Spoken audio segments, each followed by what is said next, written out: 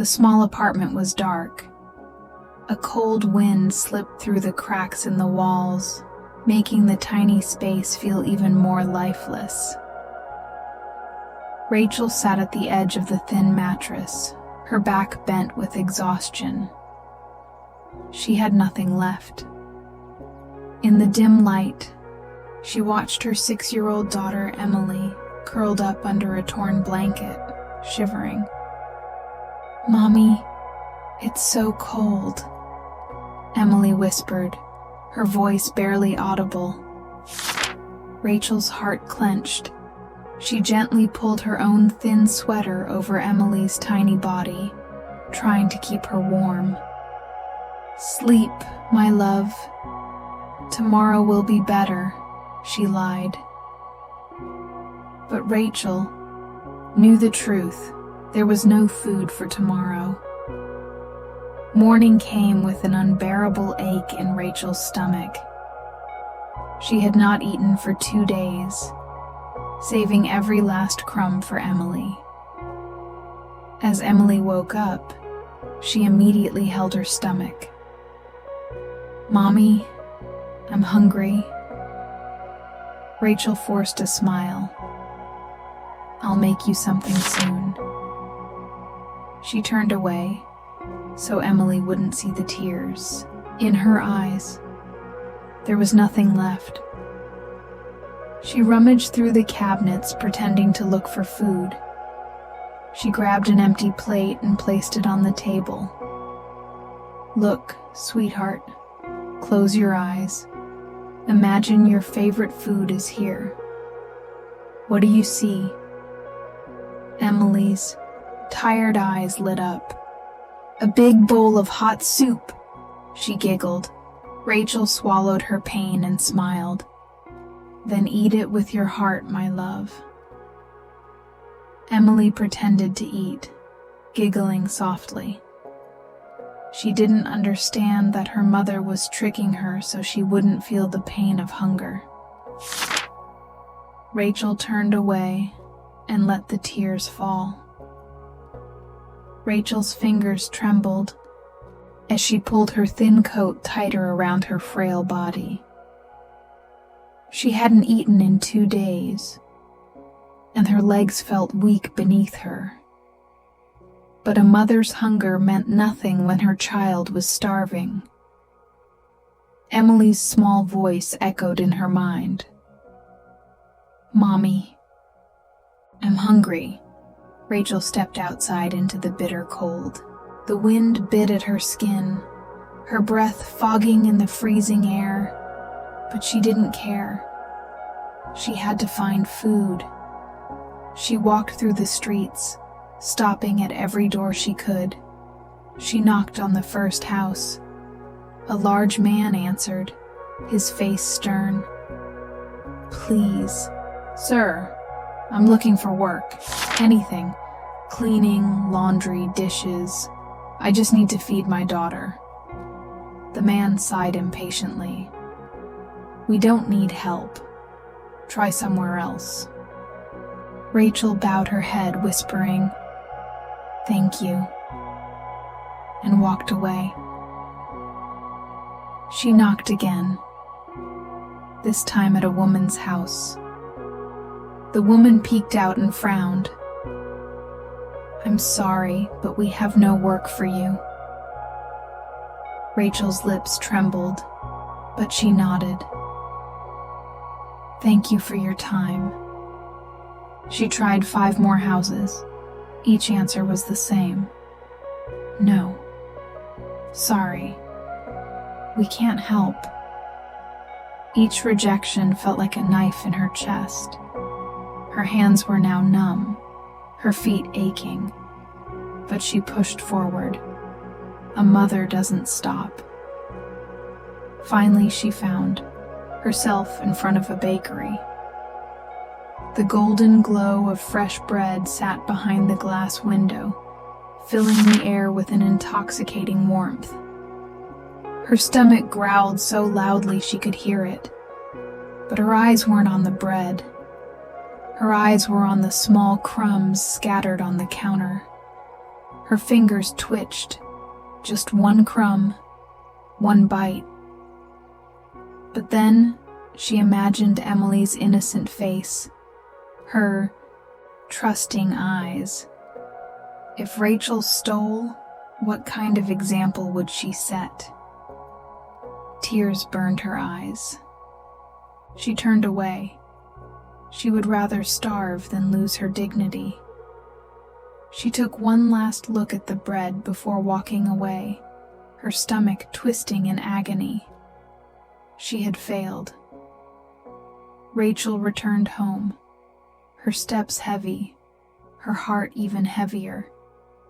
Her body ached from exhaustion, but the pain in her soul was worse. As she reached the small, cold apartment, she hesitated before opening the door. Inside, Emily sat curled up under a thin blanket, her tiny hands clutching her stomach. Her face was pale, her little lips dry. "Mommy, did you find food?" she asked in a weak voice, hope flickering in her eyes. Rachel's breath caught. How could she tell her daughter the truth? That the world had turned its back on them.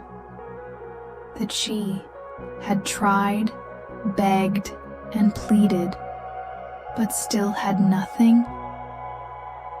She forced a smile, kneeling beside Emily. "Not yet, sweetheart, but I promise I will." Emily's eyes fluttered, and she nodded sleepily. "It's okay, Mommy. I'm not that hungry." Rachel wanted to scream, to cry, to break down. She watched her daughter close her eyes, her tiny body shivering from hunger and cold. The weight of failure crushed Rachel's chest like a boulder. She couldn't do this anymore. Silent tears streamed down her face as she whispered to herself, "What kind of mother am I? I can't even feed my own child." That night, Rachel sat awake, staring at Emily's fragile form. Her daughter deserved warmth, food, love, and Rachel had nothing left to give. Her hands clenched into fists. She had to do something, anything, even if it meant sacrificing herself. Rachel woke up to the sound of beeping machines. The smell of medicine filled her nose. Her body felt weak, but one thought filled her mind. "Emily, where is my daughter?" A nurse walked in, holding Emily's hand. "She's safe, Miss Rachel.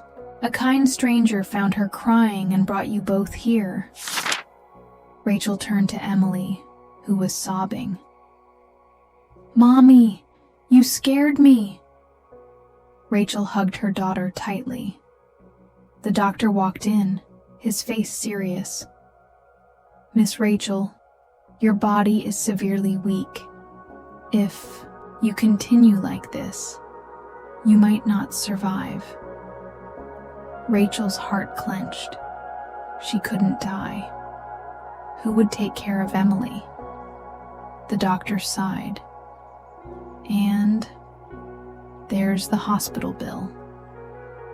Rachel's breath stopped. She had no money for rent.